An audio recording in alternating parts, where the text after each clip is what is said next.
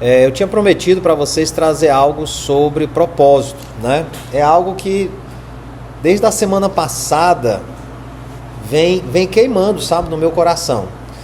E eu preciso explicar para vocês por que isso vem queimando no meu coração. O propósito é algo que dá um norte para a sua vida. Eu sei por que eu estou vivendo, eu sei por que eu trabalho, eu sei por que eu estou cuidando da minha saúde, eu sei por que eu tenho que ter determinados relacionamentos, porque eu sei aonde eu quero chegar, eu sei qual é o propósito que vai me encontrar lá no final da minha carreira, certo? E eu percebi, depois de mais de 15 anos, né, convivendo dentro do meio evangélico, eu percebi que eu não sabia com clareza qual era o meu propósito. Assim, o meu propósito ele não estava totalmente claro.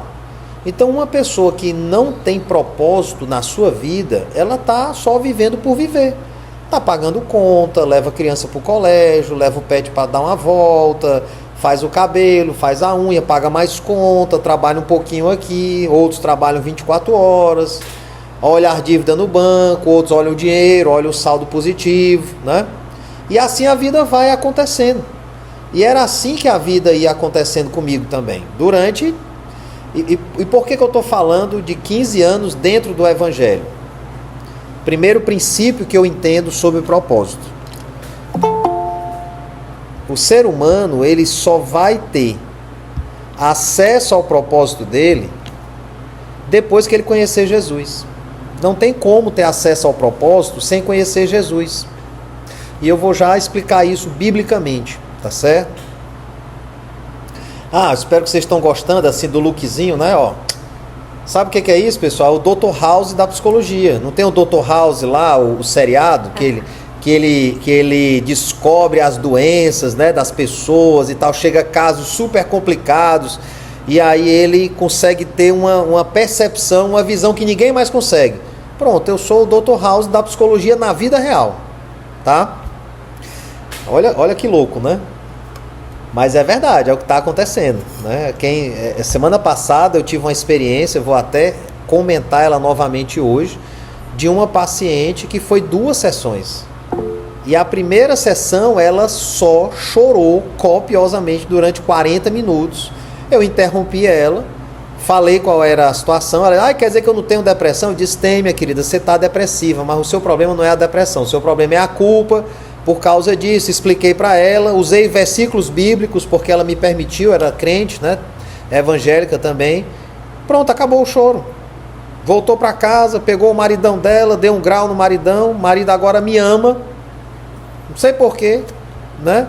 Mulher saiu de casa chorando, com a vida acabada, voltou querendo realiançar com o marido, né? Olha que coisa linda, né? E já foi uma segunda sessão totalmente diferente, maquiada, bem vestida, né? Mudou. Por quê? Não foi só pelo que eu falei. Além de eu ter a percepção e entregar para ela, eu tenho certeza absoluta que o Espírito Santo operou. Então, como ela já tinha essa conexão com o Espírito Santo, ele só confirmou e ela seguiu a vida. Então, assim, eu entreguei para ela um propósito. Naquele dia, quando eu conversei com ela, o que estava abalado na vida daquela moça era o propósito dela, como mãe, né? E quando eu consegui entregar para ela uma saída, uma visão, uma expectativa de futuro, ela melhorou. É o que mais falta no depressivo. O depressivo, a pessoa que está em depressão, em profunda tristeza, ela perdeu o senso de propósito. Para ela, a vida dela não faz o menor sentido, porque não vai chegar a lugar nenhum. Então, quando eu falo dentro do meio evangélico, dentro do meio espiritual, eu vou até mudar, porque eu não quero restringir só ao meio evangélico. Eu vivi trabalhando espiritualmente, estudando a palavra de Deus, fazendo cursos, participando de seminários, de congressos, congressos de jovens, encontros com Deus, encontros matrimoniais para melhorar o casamento. E depois de 15 anos, cara, eu louvo a Deus e agradeço a Deus por tudo que eu pude conhecer, por todo o cuidado que eu recebi, por tudo que eu tive acesso através desse ambiente. Mas hoje, quando eu olho para trás, eu percebo que o que me ensinaram foi só uma religião. Faz assim no teu casamento que aí vai dar certo. Faz assim no teu devocional que vai dar certo. e não me ensinaram a encontrar o propósito da minha vida. Por que eu existo? Para que eu existo? Certo? Então, como eu não tinha um propósito, o que acontecia? Durante um tempo eu fazia força naquelas regras, aquelas regras me ajudavam, eu até tinha um certo êxito, né? Eu sempre fui bom de cumprir regras, então eu tinha um certo nível de êxito, só que depois de um tempo ficava muito pesado, ficava cansativo, ficava maçante. Por quê? Porque não veio do trono de Deus. Não veio do trono de Deus, veio de uma tentativa humana de estabelecer uma regra, de estabelecer um procedimento, de estabelecer um caminho, ou seja, uma solução pessoal, né? Então, vamos recapitular isso, né, para a gente entender. Na nossa vida, a gente sempre vai estar diante de duas escolhas, sempre. A árvore do conhecimento do bem e do mal e a árvore da vida. E eu vou tentar resumir isso de uma maneira muito prática. A árvore do conhecimento do bem e do mal é o meu jeito, é a minha moral, é como eu quero fazer, é como eu acho que deve ser, é como eu acredito que as coisas deveriam acontecer, é dentro da minha justiça, é do meu entendimento, da minha ótica, da forma como eu aprendi. Meu pai fazia assim, então eu vou fazer igual, minha mãe fazia assado, eu vou fazer do mesmo jeito. Né? Ou seja, a árvore do conhecimento do bem e do mal, ela parte de um ponto de vista humano. Dentro do meu ponto de vista humano, a árvore do conhecimento da vida, a árvore da vida, me perdoe, é a árvore de Jesus. É a árvore que eu como o pão vivo que desceu do céu, e aí não sou mais eu que vou tomar as decisões, porque não sou mais eu quem vivo, mas Cristo vive em mim. Então não serei eu mais a tomar as decisões, não é mais o meu ponto de vista, não é mais o meu padrão, não é mais a minha justiça. É a justiça de Deus, é o padrão de Deus, é o ponto de vista de Deus. E aí por isso é que eu acredito que só quando eu como do pão da vida, como quando eu tenho acesso à árvore da vida, que precisou se manifestar em carne para eu poder ter acesso a ela, só quando eu tenho acesso a essa vida em Cristo Jesus é que eu consigo enxergar quais são os propósitos para a minha vida. Ou qual é o grande propósito para a minha vida. E aí eu vou dar alguns exemplos aqui, tá certo? Nós vamos lá no livro de Hebreus, no capítulo 11, eu preciso ler para vocês, tá? O livro de Hebreus é um livro maravilhoso. O capítulo 11, ele vai descrever o que é a fé. Ele é a definição de fé, né? Ora, a fé, detalhe, eu acredito que a fé, ela pode, a fé ela já está dentro do ser humano.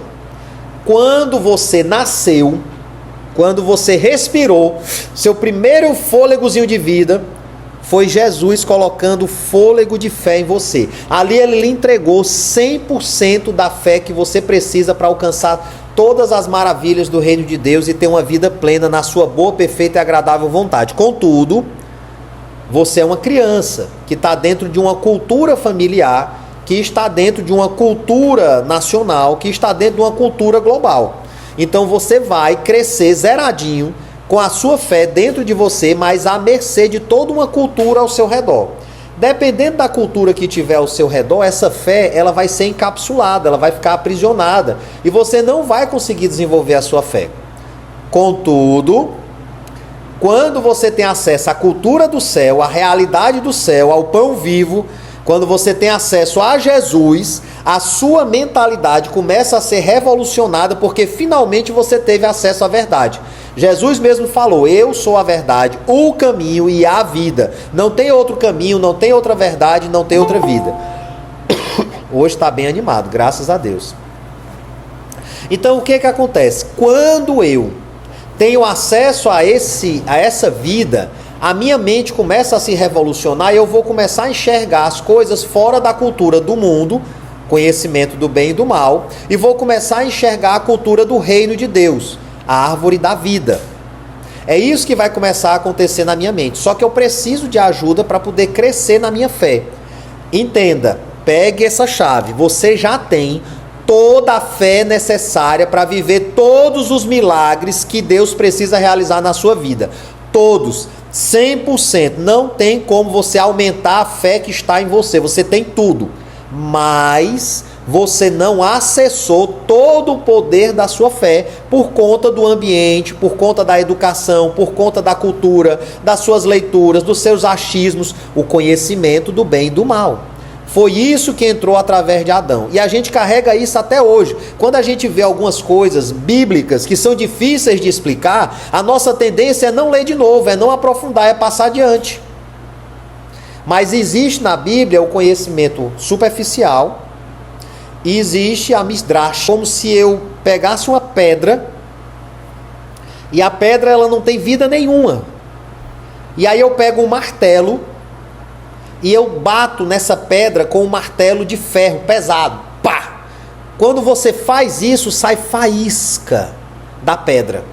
Ou seja, a Midrash é quando eu desço a porrada do Espírito Santo que ativa a fagulha de fé que tem na pedra morta. Então, nós temos um coração de pedra pela cultura que nós recebemos. Nós temos dificuldade de nos aproximar de Deus, de conhecer a Deus, de ter Deus revelado, de desenvolver a nossa fé. A gente acredita no nosso trabalho, na nossa força, na nossa educação, no nosso raciocínio. E isso é o conhecimento do bem e do mal. Mas quando vem o poder do Espírito Santo de Deus e bate nesse coração de pedra, sai faísca, ativa o fogo do Espírito Santo. E aí você começa, através de um relacionamento com Deus, a despertar a fé que está dentro de você. A fé que é capaz de mover montanhas, sim. Ontem eu tive numa palestra que eu achei extremamente interessante, mas teve um detalhezinho lá que me deixou triste. O palestrante, né, era um homem de Deus, deu para perceber que ele era sério, era um cara realmente comprometido com a palavra de Deus, e teve um determinado momento que ele disse assim: quando você ora, você não recebe o milagre vem em forma de um procedimento, de uma palavra. E aí ele explicou que o milagre não acontece automaticamente, você vai ter que passar por um processo para receber aquele milagre. E nessa hora eu digo assim, meu Deus, que pena, porque não é assim. O milagre você recebe de uma vez. Toda vez que você ora, você recebe o milagre de uma vez. Só que o processo que você precisa não é para receber o milagre, porque senão o milagre dependeria do meu processo. E não depende de mim, depende do poder de Deus. Depende do poder de Deus e da ação de Deus em mim. Então não depende de um procedimento. Mas como a minha mente está aprisionada no conhecimento do bem e do mal, aí eu preciso de um processo para que aquele milagre que eu já recebi se materialize. Nós já recebemos, nós fomos enriquecidos em todas as bênçãos espirituais nas regiões celestiais.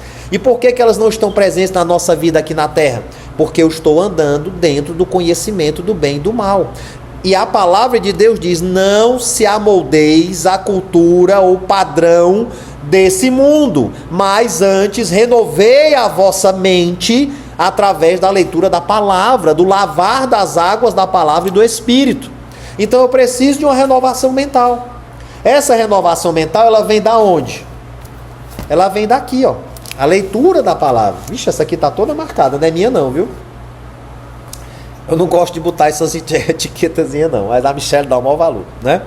Então, através da minha interação com a palavra, aquela fé que foi implantada em mim no meu nascimento, ela vai sendo ativada, sendo martelada, pá, pá. Existe um texto bíblico que fala que você deve ensinar a criança quando ela estiver andando, você deve inculcar a criança o ensinamento quando ela estiver andando, quando ela estiver brincando, quando ela estiver estudando, quando ela estiver dormindo, quando ela estiver fazendo tudo, você tem que ir inculcando, e a palavra inculcando lá tem a ver com você martelar. Você repetir, você martelar, você repetir. Infelizmente, a gente é exposto à cultura do conhecimento do bem e do mal o tempo todo. Essas ideias aí, essas ideologias, agias aí que a gente está vendo nas faculdades, a maneira de conduzir a nossa vida dentro de uma ótica progressista, dentro de uma ótica humanista, dentro de uma ótica que retira o sagrado e tira todo o poder de Deus e deixa a gente entregue a nós mesmos. A gente é bombardeado por isso o dia todo. Por isso que a nossa mente tem dificuldade de ativar a fé, ok? Mas vamos ao texto aqui, Hebreus 11. Ora, a fé é a certeza de coisas que se esperam e a convicção de fatos que se não vêm. pois pela fé os antigos obtiveram bom testemunho. E aí eu vou falar desses caras que foram descobrindo o propósito deles ao longo da vida. Pela fé entendemos que foi o universo formado pela palavra de Deus, de maneira que o visível veio a existir das coisas que não aparecem, ou seja, o visível foi formado do invisível através da palavra. Vamos lá, pela fé Abel ofereceu a Deus mais excelente sacrifício do que Caim. Calma aí, o que foi que aconteceu aqui? Primeiro cara que eu quero falar é esse Caim aqui. Cara, Adão pisou na bola, certo? Adão, ele tinha um propósito de governar.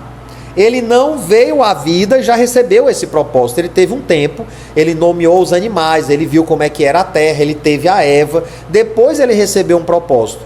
E mesmo sabendo o seu propósito, tendo recebido o propósito direto de Deus, esse homem se rendeu ao apelo da mulher, onde ela trouxe o conhecimento do bem e do mal. E ali naquele momento houve um castigo.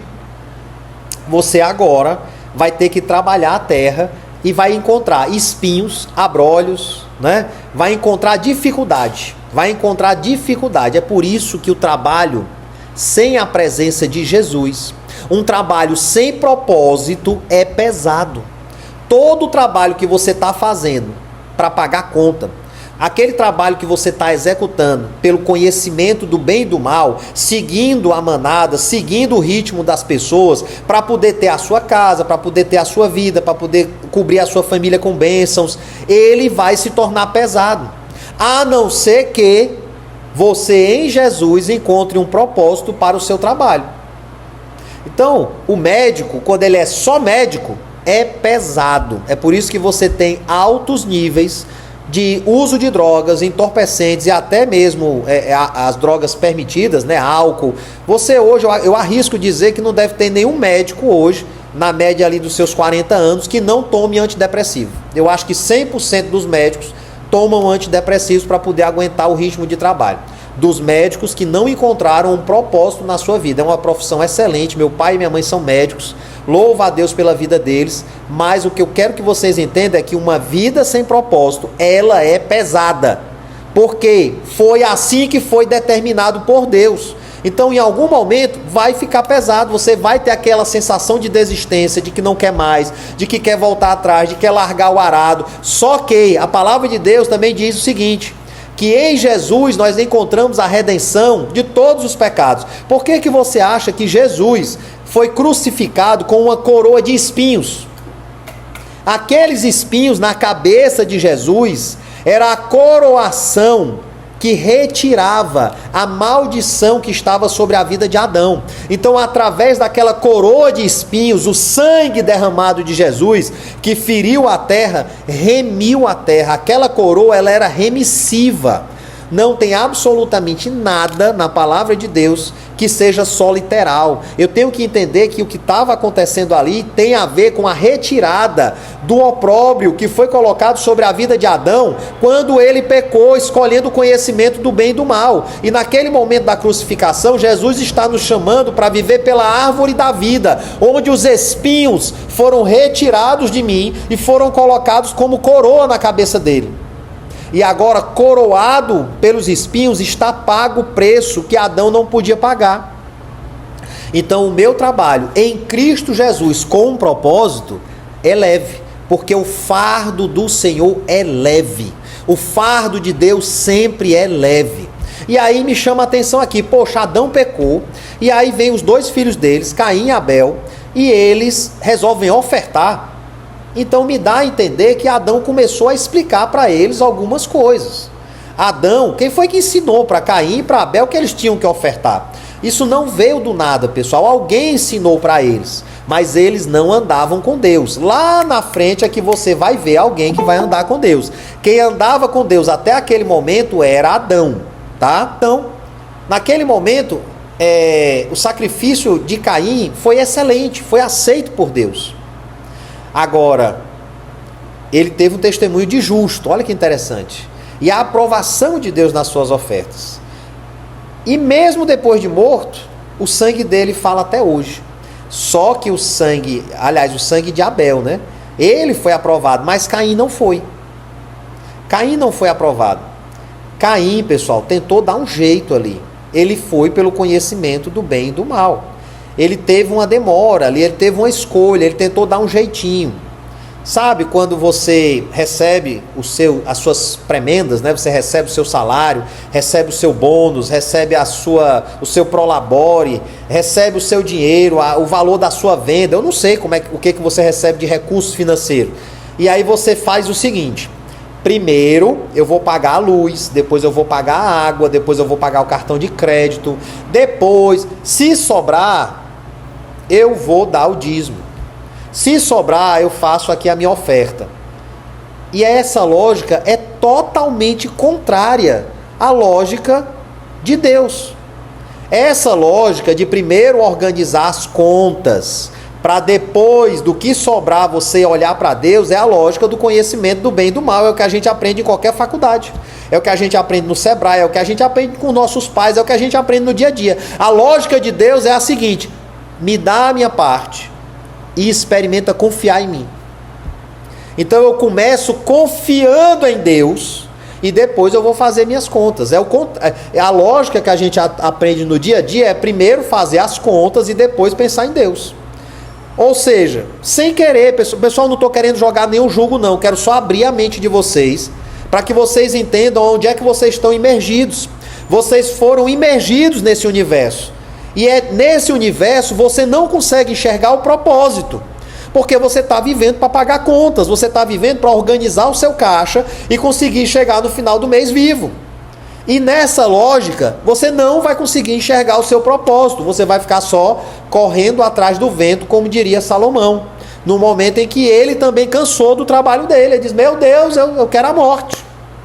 E o cara tinha 1000 mulheres, dinheiro, riqueza, fama, roupa bonita, era bonitão. Mesmo assim ele quis a morte, porque se tornou um fardo, se tornou correr atrás do vento, virou sem propósito. Teve um determinado momento que ele se perdeu, pessoal, por influências culturais que ele recebeu das 1000 mulheres dele. E aí ele se perdeu, ele perdeu o senso de propósito. Agora, quando você come da árvore da vida, ou seja, você começa pelo dízimo, você começa confiando, a graça de Deus vai lhe capacitar para você chegar até o final do mês. Vai dar tudo certo? Não! Porque é na provação que a minha fé é forjada para que ela cresça mais e eu seja um homem de mais fé. Então, quando houver aprovação, eu posso chegar para o papai e dizer: papai, eu confiei em ti, agora eu estou nessa situação, me ajuda. Agora chegou a vez de tu me ajudar. E ele vai lhe ajudar. O alívio vai chegar. De algum lugar o alívio vai chegar. Agora, às vezes o alívio chega em forma de ideia. Você tem uma ideia de um negócio, algo que você tem que fazer, lembra de um cliente, e você resolve ficar só orando. Você resolve ficar só esperando. Aí, meu querido, me perdoe. Aí realmente você precisa do processo, como o rapaz pregou lá. Porque a fé, ela é desenvolvida em processos de ação pela fé. Eu creio, eu falo e eu entro em ação. Amém? Então vamos lá. Pela fé, Enoque, então aqui eles não tinham senso de propósito, Caim e Abel. Eu acredito que eles não tinham clareza. Foi por isso que Caim matou Abel. Ele teve ciúmes. Quando você olha para a vida dos outros, quando você acha a vida do outro melhor, quando você olha para o seu passado, aquela época que era boa, aquela época que eu ganhava dinheiro, aquela época que eu era feliz, quando você está preso ao passado, quando você está preso ao que você conseguiu fazer até agora, quando você está preso à vida dos outros, o fulano é que tem uma vida boa, o cicrano é que é legal, a fulana é que é uma esposa boa, você perdeu o seu senso de propósito. Então você não consegue olhar para frente. E como você fica angustiado, porque você olha para frente e não vê nada, não vê propósito, não vê destino, não vê ponto de chegada, você escolhe olhar para trás, como se olhar para trás pudesse lhe ajudar, lhe impulsionar para frente. E aí eu quero lhe avisar que olhar para trás só vai lhe amarrar mais ainda e lhe deixar mais angustiado ainda em olhar para trás. Esses caras, eles não tiveram senso de propósito. Mas chegou o Enoque. Esse cara aqui, eu acredito que ele começou a resgatar o caminho para o propósito. Pela fé, Enoque foi transladado para não ver a morte. Não foi achado porque Deus o transladara, pois antes da sua transladação, obteve testemunho de haver agradado a Deus. Enoque é descrito na Bíblia como um homem que andou com Deus. Então eu imagino uma situação que Deus andava com Adão e perdeu essa companhia, porque não podia andar com o pecador. Passou Caim, passaram-se 7 gerações. Enoque é uma 7ª geração. Cada uma dessas gerações falou para a geração seguinte: olha, o papai andava com Deus, o vovô andava com Deus, o bisavô andava com Deus, o nosso tataravô andava com Deus todo dia na viração do dia, o nosso tataravô andava com Deus na viração do dia. E aí Enoque resolveu andar com Deus. É aqui aonde começa a descoberta do propósito. E Enoque andou de uma maneira tão próxima de Deus, que Deus olhou para Enoque e disse assim: rapaz, esse cara me agrada, é tão bom conversar com ele, eu não quero mais esperar até o final do dia para conversar contigo não, Enoque. Vamos comigo, que aí a gente fica conversando por toda a eternidade. E levou Enoque para ele. Oh, maravilha, hein? Oh, maravilha. De fato, sem fé é impossível agradar a Deus, porquanto é necessário que aquele que se aproxima de Deus creia que ele existe. Que ele existe e que se torna galardoador, premiador, presenteador, abençoador dos que o buscam. Eu tenho que acreditar que Deus existe. Isso é fé, porque eu não estou vendo. E eu tenho que acreditar que não só ele existe, como ele quer me abençoar e vai me abençoar. Aí eu me aproximo. Só que isso não faz sentido na lógica do conhecimento do bem e do mal. Isso só faz sentido quando eu começo a andar com Deus. Foi o que Enoque fez, era o que Adão fazia. Aqui eu acredito que o propósito começou a ser restaurado. Pela fé, Noé, divinamente instruído acerca de acontecimentos que ainda não se viam, e sendo temente a Deus, aparelhou uma arca para a salvação da sua casa, pela qual condenou o mundo e se tornou herdeiro da justiça que vem da fé. Há uma justiça sobre a sua vida que só vai chegar através da sua fé. É interessante que quando se fala de Noé, se fala: Noé era um homem justo e bom e andava com Deus. Enoque andou com Deus, Noé andou com Deus. E Noé já não recebeu só um chamado, vem. Noé recebeu um chamado para ferir a terra. Noé, dentro dessa história, dentro dessas gerações, e Noé veio, eu acho que mais uns 400 anos, 500 anos depois de Enoque, certo? Então, quando Noé... Não, foi mais, foi 1400 anos depois de Enoque. Depois eu posso ver essa data. A data não é o mais importante aqui, né? O importante é que Noé começou a andar com Deus e recebeu uma instrução para ferir a terra. O que é ferir a terra? Ferir a terra é quando você recebe um propósito de Deus para a sua vida e você executa na terra. Quando você executa na terra o propósito que Deus determinou para a sua vida, você está ferindo aquela terra como Adão teve que ferir para poder comer da terra o fruto da terra. Você está ferindo a terra como Jesus derramou o sangue, e aquele sangue escorrendo de Jesus feriu a terra, e sarou, remiu a terra. Então, quando eu falo aqui de ferir, não é agredir a terra. Quando eu estou ferindo a terra, eu estou ferindo as obras de Satanás. Eu estou sendo profético, porque eu estou derramando na terra o suor do meu trabalho através de um propósito que Deus me deu. Deus me disse: Fabrício, faça isso. Eu vou lá e faço. Quando eu estou, no meu caso, executando a minha profissão de psicólogo, executando a minha profissão de palestrante, executando a minha profissão, o meu chamado de pastor, executando a minha profissão de mestre, de ensino da palavra de Deus, eu estou ferindo a terra. Ferindo as obras de Satanás na terra. E através da palavra que está saindo da minha boca, o propósito de Deus para a minha vida está se cumprindo na terra. Ele está tocando a terra, ele está ferindo a terra. E isso vai trazer juízo. Vai trazer justiça. Porque aqueles que não ouvirem, não vão poder dizer: ah, mas ninguém me avisou. Ninguém me explicou, ninguém me instruiu, ninguém me deu um caminho, ninguém me ouviu, ninguém me acolheu, ninguém tratou de mim. Não vão poder dizer isso. Foi o que aconteceu com Noé. A galera que morreu foi indesculpável, porque Noé avisou. Noé avisou. Diz o que ia acontecer. A construção da arca durou 100 anos. 100 anos trabalhando numa coisa que ele não sabia fazer e Deus capacitou ele para fazer. Depois de Noé vem Abraão. Quando chamado, obedeceu. É interessante aqui que o chamado não foi para Abraão no começo. O chamado foi para Terá, que era o pai de Abraão. Só que o Terá passou por uma confusão lá com os amalequitas, se eu não me engano. E aí essa confusão, essa guerra desanimou ele desanimou e resolveu parar. Só que Abraão, depois disso, foi chamado, Deus falou com Abraão. Então Abraão andava com Deus. Abraão tinha um mínimo de intimidade com Deus para ouvir a voz dele e saber, é Deus que está falando comigo. Sai da tua terra, sai da terra da tua parentela e vem para onde eu vou te mostrar. Não teve nenhuma promessa nesse momento, foi só um chamado, vem.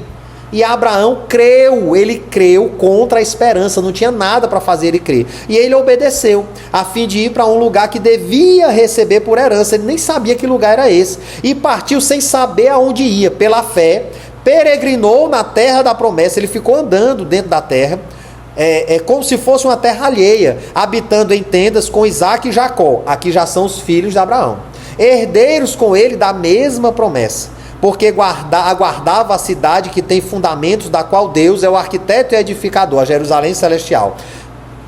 Só um instante, deixa eu falar mais um pouquinho aqui sobre Abraão, Isaque e Jacó, né?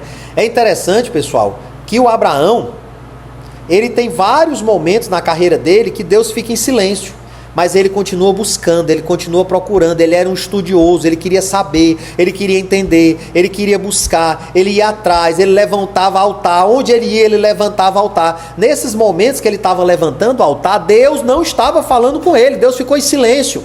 Anos e anos Deus ficou em silêncio, mas ele continuou buscando, continuou esperando, continuou à porta da tenda, esperando o momento do encontro. E quando houve o momento do encontro, ele estava pronto para receber e ser anfitrião do Espírito Santo, ser anfitrião de Deus, dos anjos de Deus, parlamentar, conversar, ter uma intimidade ali com Deus. E ele passou isso para Isaque e para Jacó.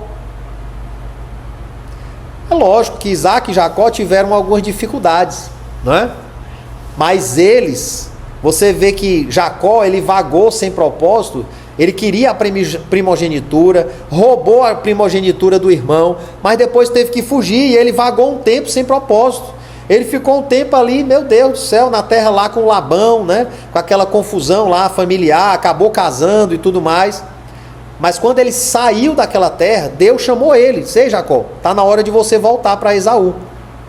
E quando ele vai no caminho, ele dorme num travesseiro de pedra. Mais uma vez, a revelação do Espírito Santo batendo na pedra e tirando as fagulhas do poder de Deus. E naquele sono que Jacó tirou, ele teve uma visão. Ele teve uma visão, um sonho com anjos subindo e descendo de uma escada rolante. Ali o propósito dele foi realinhado. Ele agarrou com o anjo, segurou na perna do anjo, teve a sua perna deslocada, brigou com o anjo. Eu não te largo enquanto você não me tocar. Aquele toque deslocou a coxa dele, deve ter sido uma dor alucinante, e nunca mais ele andou direito. Ali ele virou Israel, o povo de Deus. Mas ali, Jacó, teve um encontro com o propósito dele. Às vezes, meu querido, você vai ter que se agarrar com Deus e dizer, Deus, eu preciso saber qual é o meu propósito. Eu estou vivendo aqui, Jacó estava bem, pessoal. Ele estava em paz com Labão, ele estava em paz com as suas esposas, ele tinha muita riqueza, muita fortuna, só que ele estava voltando para um lugar de confronto. Ele ia ser confrontado com o irmão do qual ele roubou a primogenitura. Ele ia ser confrontado com o irmão onde não tinha mais pai, não tinha mais um paizinho para acolher ele e apaziguar as situações. E esse cara, o Esaú, ele fez muita coisa errada, certo? Essa galera aí que está perseguindo o povo de Israel, aí, os Hamas, são descendentes de Esaú. Eu não vou entrar nisso, né? Mas a linha genealógica de Esaú, ele teve 7 esposas, e dentro dessas esposas, uma delas era filha de Ismael. Lembra do Ismael? O filho bastardo de Abraão, que foi expulso, que virou os muçulmanos. Então essa linhagem é conhecida na Bíblia como sinagoga de Satanás. Eita Deus! Mas enfim, vocês sabiam que teve uma época que o povo judeu, teve um rei lá que obrigou as pessoas a se tornarem judeu, igual como aconteceu com Constantino. Eu não estou lembrando o nome desse rei agora, mas foi um Herodes desse da vida e disse assim, todo mundo agora é judeu. E aí essa galera do descendente de Esaú se converteu ao judaísmo, porque era obrigado, senão era morto.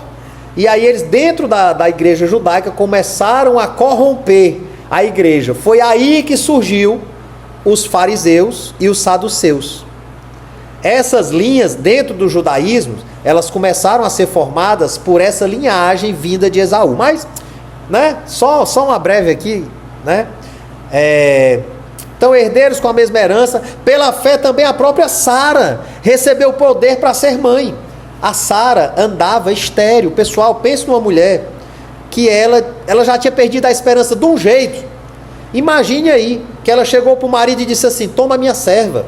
Foi daí que nasceu Ismael. Toma minha serva, Agar, pode ter relação com ela. Meu querido, a mulher desistiu total, porque acabou-se o propósito. Não tinha propósito mais. Qual é o propósito? Qual é o propósito de eu estar viva? Qual é o propósito de eu ter relação com meu marido? Eu sou estéril. O propósito de uma mulher era dar filhos, era ser fértil. E aí você tem uma mulher que já está com a idade avançada, vê o marido recebendo promessas de prosperidade, que vai avançar, que vai viajar, que vai ter uma grande nação, que vai ter filhos. Ela olha e diz assim: cara, tô lascada, não vai ser comigo, toma minha serva. Mas aí Deus, quando apareceu para Abraão e teve um jantar com ele realinhou a Sara ao propósito da vida dela. É de ti que eu vou fazer uma grande nação. Né?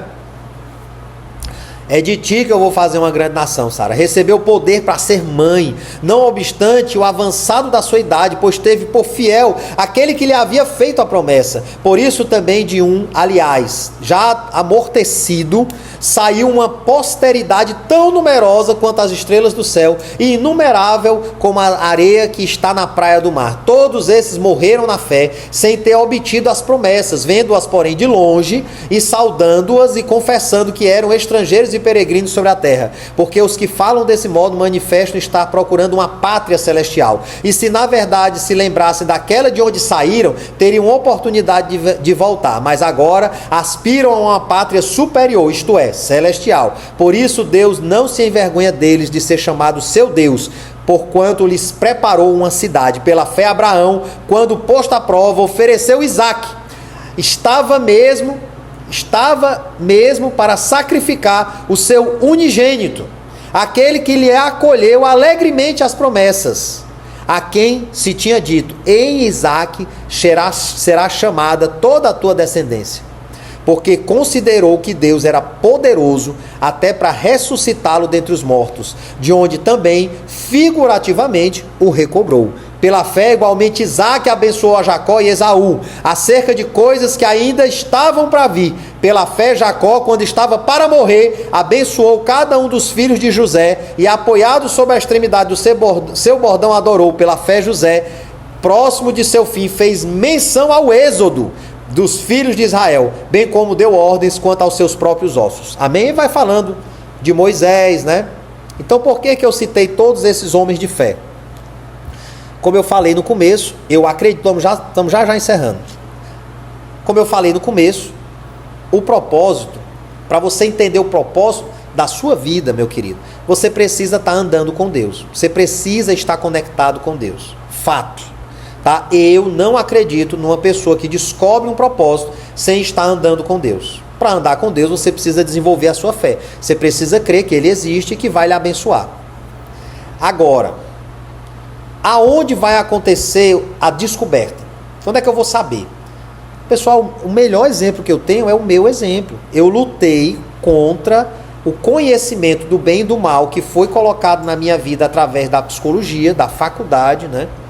Durante anos. Era um conflito que eu tinha entre o conhecimento da psique e os males da alma, os males espirituais que também atormentavam as pessoas. Às vezes, para mim, era evidente, mas eu não tinha ferramentas para tratar com aquilo. Então isso gerava uma falta de propósito. Eu estou aqui para ajudar essa pessoa, para levar essa pessoa para uma cura, mas a ferramenta que eu tenho é limitada e não consegue alcançar esse propósito. Como é que eu vou fazer? E eu achei que a psicologia não era o caminho. Até que eu entendi que o meu propósito, eu entendi o meu propósito 15 anos atrás. Viver e multiplicar a prosperidade. Estava muito claro na minha mente. Só que isso não acontecia. Eu tinha momentos bem, momentos mal, momentos bem, fui roubado, tive golpe, babapá, fui injustiçado, passei por um bocado de coisa, né? Tive momentos bons no meu casamento, momentos ruins, mas os últimos... Nós estamos casados há 15 anos, né, amor? Eu acho que aproximadamente nos últimos 14 anos e 11 meses, eu só vivo bênção no meu casamento. Só teve um mês que foi difícil, né? Mas o que acontece? Quando eu entendi o veículo para cumprir o meu propósito é a minha profissão de psicólogo. É aonde o meu dom da oratória, é aonde o meu dom do conhecimento, aonde o meu dom como Fabrício, o ferreiro que com fogo lapida ferramentas para o povo de Deus, eu descobri que eu podia curar a mentalidade das pessoas, com a ajuda do Espírito Santo, sendo ferreiro, que minha mãe me deu esse nome, Fabrício, ferreiro. Não sei se ela pensou em ferreiro, mas eu entendo claramente que é ferreiro. Fazedor de ferramentas, é o que eu entrego para vocês. Quem reúne comigo individualmente sabe, eu entrego ferramentas, faz assim, é nesse caminho, é desse jeito, orientado pelo Espírito Santo, pela palavra de Deus. Então eu não criei isso, eu só me apropriei do mesmo jeito que o Freud se apropriou. O Freud tirou a psicanálise do judaísmo. Então por que eu não posso usar a psicologia aliada ao cristianismo? Tenho usado, tem dado resultado e só vai crescer, só vai me fazer cada vez mais conhecido, porque é propósito de Deus que eu, cumprindo o meu chamado, a terra seja ferida. Então, quando eu estou vivendo esse meu propósito, eu estou ferindo a terra. Fabrício, eu ainda não entendi. Eu ainda não entendi. Então, vamos lá. Se achegar a Deus, ter intimidade com Deus, Ele vai começar a falar com você. Ele vai trazer memórias, Ele vai dar sonhos, Ele vai mostrar circunstâncias, situações, vai dar visões, vai dar revelação da palavra. Segunda coisa, eu continuo fazendo o que eu faço. Eu não vou abandonar o meu trabalho, eu não vou abandonar nada não, eu vou esperar Deus falar. Nesse percurso eu vou colocar, Deus, está pesado. Se tiver pesado, talvez você já está vivendo o seu propósito. Deus, está pesado. Eu estou sentindo o peso dessa profissão, eu estou sentindo o peso desse chamado. Dessa lógica que eu estou vivendo, me ajuda, porque o teu fardo é leve. Eu creio na tua palavra que diz que o teu fardo é leve, então eu não posso estar vivendo nesse peso, tem alguma coisa errada. Me mostra o que é. E aí Deus vai te dar uma direção. Foi assim que aconteceu comigo. Vai para tal canto, fala com fulano, muda o Instagram. E aí eu vou obedecendo, pessoal. Poxa, Fabrício, Deus manda mudar o Instagram, mudou eu usar um terno, cara. Isso aqui é prova de desobediência, porque o terno era para eu ter começado a usar em novembro do ano passado, pessoal. Ou seja, eu demorei novembro, dezembro, janeiro, fevereiro, março, abril, maio, junho. Demorei 7 meses para obedecer. E eu me sinto tão bem, eu acho que combina comigo. Vocês não acham, não? Acho que é a minha cara, foi feito para mim isso aqui. Azul, a coisa mais linda. Outra prova de desobediência, certo? No começo do ano, eu comecei a sentir muito sono de novo, começou a ficar difícil às 4 horas da manhã. E aí Deus me falou assim, toma vitamina, filho. Aí eu, tá bom, vou pedir a vitamina. Aí olha só a lógica do conhecimento do bem e do mal. Quando o cartão fechar, eu peço para o próximo mês. A mente limitada, a mente de escassez. Um negocinho desse aqui é R$400, né? Dura 2 meses. Não é caro não, pessoal, a minha saúde, né? Mas a minha mentalidade, poxa, eu viajei para São Paulo, fiquei um mês sem atender. Conhecimento do bem e do mal. Aí eu vou voltar e já vou comprar um negócio de R$400. Eu demorei, janeiro, fevereiro, março, abril, maio, comprei agora. Tenho certeza que daqui a uma semana eu não vou mais estar sentindo sono. Então, às vezes, Deus fala coisas simples. Vai no médico, vê como é que estão as tuas taxas. Melhora a tua alimentação. Toma uma vitamina. Vai fazer uma academia. Só que a gente resiste. A gente resiste. Porque é simples. Parece um Naamã. Chegou lá, toma banho aí no rio. Ah, não vou tomar banho no rio. O rio da minha casa é muito melhor. Eu achei que esse cara ia sair, ia botar a mão em cima da minha lepa, ia fazer Paranauê, Pararauá, Xantarabacântaras, e um passinho pra lá, outro pra cá, botar a mão na minha cabeça, invocar fogo do céu, não fez nada. Só mandou eu tomar banho. Aí alguém chegou pra ele e disse assim, Senhor, Se fosse uma coisa complicada, o senhor não ia fazer? Ia. Mas é uma coisa tão simples, o rio já está aqui. Por que o senhor não faz? Aí ele foi lá, fez e foi curado, ficou com a pele igual a de um bebê. Então entenda, se está pesado, meu irmão, você está fora do propósito. O propósito não é falta de trabalho, não. Eu estou trabalhando, ó. Tá aqui. Michele.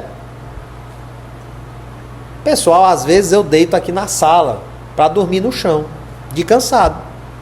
Durmo meia horinha, 40 minutos, levanto e tome pau. Vamos estudar, vamos ler, vamos pesquisar, vamos ouvir vídeo, né? Eu pago o preço, pessoal. Você precisa pagar o preço também. Pessoal, eu tenho uma mentoria. Nós tivemos hoje, a mentoria foi surreal, né? Que é em grupo, mas hoje eu tive o privilégio de ser toda focada em mim. Foi 2 horas, cara. Foi um negócio... Nem me pergunte quanto é que eu pago por isso. Ninguém... Se eu disser quanto é que eu pago por isso, eles vão dizer que eu tô doido. Mas eu não abro mão. Quando for quinta-feira, eu vou ter outra. Semana que vem, 2. Fabrício, precisa, e tem tanta coisa. Pessoal, hoje eu descobri coisa que na hora que eu percebi, eu quase chorei. Eu sou um cara que eu sou durão. Eu quase chorei. Eu digo, meu Deus do céu, como é que eu não tinha percebido isso? Né? Sempre tem alguma área para melhorar, sempre tem uma área para você evoluir, sempre tem uma área para você crescer. Agora, se está pesado, é porque tem alguma coisa fora do propósito. Porque para mim é leve. Eu gosto, eu durmo ali meia hora, 40 minutos, eu acordo animado. Bora, vamos estudar, hoje vai ter uma palavra, amanhã tem não sei o quê, bora. Eu fico triste é quando não tem. Quando eu não tenho para quem compartilhar, quando eu não tenho com quem compartilhar, aí eu fico triste, porque eu não estou vivendo o meu propósito. Poxa, eu não falei com ninguém hoje, eu não entreguei para ninguém hoje, pelo amor de Deus, o que foi que aconteceu? Eu já fico agoniado. Quando você tem o entendimento do propósito da sua vida, tudo vai se encaixar. Tem 2 dentistas aqui, né? O Ragnar, meu irmão, e o Dr. Vinícius. Ai, Fabrício, tem um propósito para eu ser dentista? É claro que tem. É claro que tem. Todas as vezes que eu estive no meu irmão, todas as vezes, Ragnar, que eu estive aí na sua cadeira, você é um cara extremamente gentil, extremamente delicado. Você explica tudo que você está fazendo. Você dá uma aula. Estou fazendo isso por causa disso e tal. Existem pessoas que precisam disso para sentar numa cadeira odontológica. Então existe um propósito em você ser dentista. Tem pessoas que você vai ter que tocar. Mas é só isso, meu irmão? Não. Você não está usando os talentos que Deus lhe deu. Eu sei disso. Porque eu não estava usando os meus. Eu sei que você tem talento enterrado. E você, por que está enterrado? Porque você está preocupado com o conhecimento do bem e do mal. Está preocupado com o dia a dia, está preocupado com as contas, está preocupado com o consultório. Meu querido, isso vale para todos. Você tem que ter um tempo fora das preocupações, onde você descansa em Deus e faz o que está escrito lá no livro de Efésios, se eu não me engano, Gálatas 4:20. Em nada andeis ansiosos, não andeis ansiosos por coisa alguma, mas em tudo entregai ao Senhor as suas súplicas, as suas necessidades em cânticos, em orações, em louvores de gratidão. Você tem que ter esse tempo, porque aí nesse tempo você está andando com Deus, Deus vai te dar uma ideia, vai alinhar o teu propósito e vai acontecer. O Vinícius começou essa caminhada, faz um tempo que eu não converso com ele, não sei como é que está hoje, mas vem luta, vem desafio e você não pode soltar o arado. Você não pode olhar para trás. Quando você olha para trás, você deixa de ver o propósito. Você deixa de ver por que você se arriscou, por que você tomou risco. Aí você olha para a sua carteira, vai dar desânimo. Vai dar desânimo. Meu querido, você vai avançar, tem limite. Olha, entenda, a nossa lógica é a lógica do Rei dos Reis, o Senhor dos Senhores, que pavimenta ruas com ouro, que a porta da casinha dele é uma jaspe, é uma pedra de jaspe, única, sem nenhum corte. Meu querido, não há limites. Ai, Fabrício, qual é o limite para eu avançar, para eu crescer? Não há limites. Não há limites. O limite está aqui, ó. conhecimento do bem e do mal. O limite está em toda a cultura que a gente recebeu. Eu estou lutando contra isso, pessoal. E acreditem, até agora Deus tem me dado vitória.